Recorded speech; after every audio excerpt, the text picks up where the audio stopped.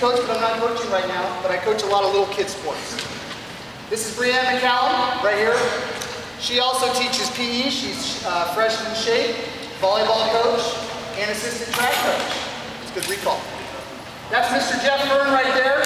He is our department head, athletic director, and Mr. Everything. If you ever have a problem, Jeff Fern is the guy you need to contact before the teacher. Jeff Fern. Just don't give him my telephone. Next to him is Steve Strout. Steve, raise your hand. He is sophomore PE and weight training, badminton coach. Kim Martin right here, volleyball coach, softball coach, freshman and social dance. Amberly Avina, she is ex-coach, shape coordinator. Again, moving right up there with Mr. Fern. You can call her too, Miss Avina. Basically my job today, and I know why you guys are here, you want to see who your kids' teachers are really. You don't want to hear all this stuff, but you just want to see who's teaching my kid. Well, you see us now, so that's good. So you can tune me out if you want to, but if you want to listen, I'll give you some information that's pretty valuable that'll help you out.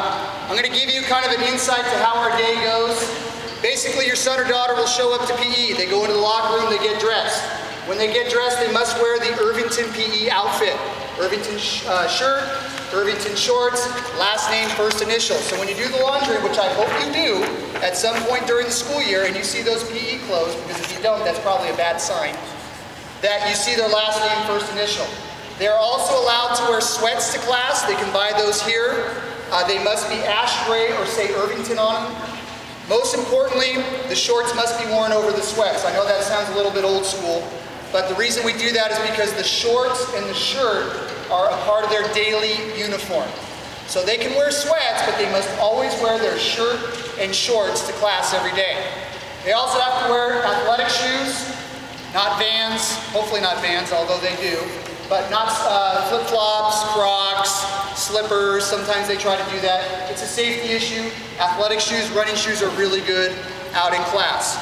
So that's the basic uniform deal there. If you want to buy PE clothes or they get lost, they're $15 to replace. I believe it's $8 for the shorts, $7 for the shirt.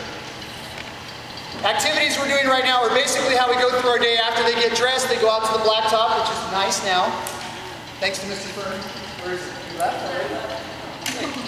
The blacktop has been redone. I can't tell you what a blessing that is for all of us. It is so much better out there, and it's actually nice to look at. The kids are more spread apart. Perfect situation. We meet the kids out there. They stretch, they do a run, and don't let them come home and tell you I made them run 7 miles, because that's just not true. On a regular day, they'll run a lap around the track. 440 yards, max.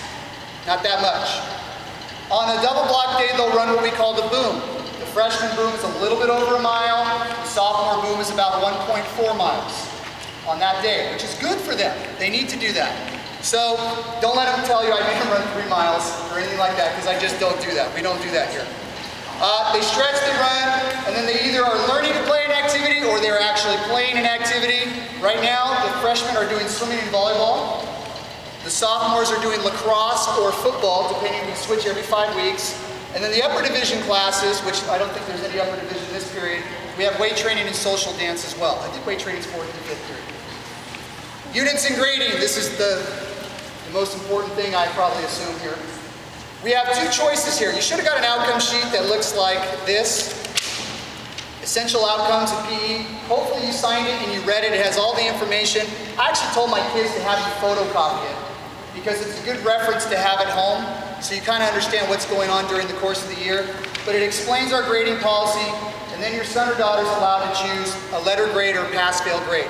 The reason we do that is because they don't count PE towards the college GPA. So if college is the most important thing and your son or daughter is not the greatest PE student, we've given them the pass-fail option, which kind of helps. It gives a little bit of wiggle room for them. But the main thing is that it doesn't count towards college, but it does count if your son or daughter is a really good student and they need it for GPA for athletics or something like that, then it's always a good idea to take it for a letter grade. So it's all based on what you need the grade for or pass-fail for.